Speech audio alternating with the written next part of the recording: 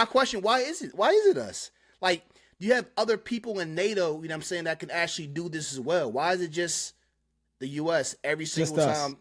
Just us. And I know there's an answer for it. I just don't know. I need some of my smart friends or political inclined friends to understand that. To explain that to me.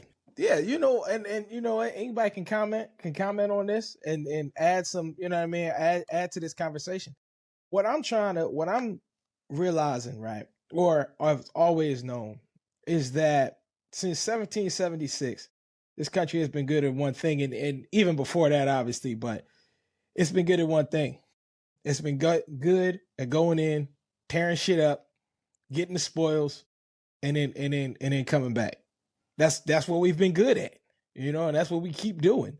But eventually your gig is up. You can't keep doing the same thing, doing the same trick, and expect people to not figure you out. That's the one thing that we keep on doing and keep running it and running it back and running it back. And it's eventually it's going to come back to haunt this country. And I don't want to be here to see it. I don't want my kids to see it.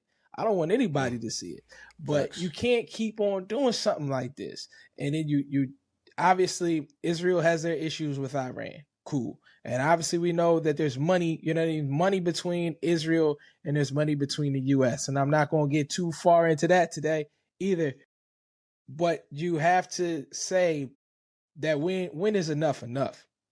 Because you go after them. They have an 88-man council, right, in Iran. And then they decided, what are we going to do? The next Ayatollah is going to be the current Ayatollah that you just killed, his son. So something I learned, something like it's wild with their government over there. You have the supreme leader, right? Mm-hmm.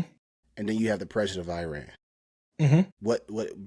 Why are you here? The president, meaning, because clearly the shots is not being called by you.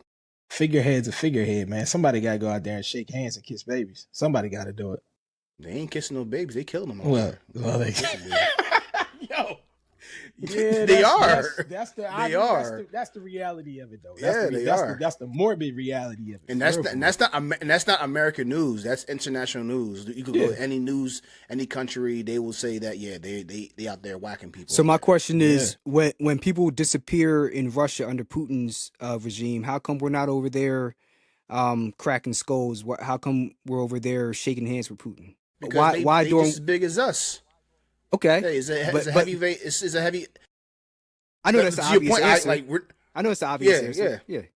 But it's like stop with all this morality shit. That's what I'm saying. That's all. During World War II, we knew what was going on with the Jews during World War II. We knew what was going on in the USSR when them sending people off to the gulags. Mm-hmm. We didn't do. We were isolationists. Oh, la, fingers in the air. Don't want to hear nothing. Yeah. Only when our interests were at stake against the Japanese. Yeah.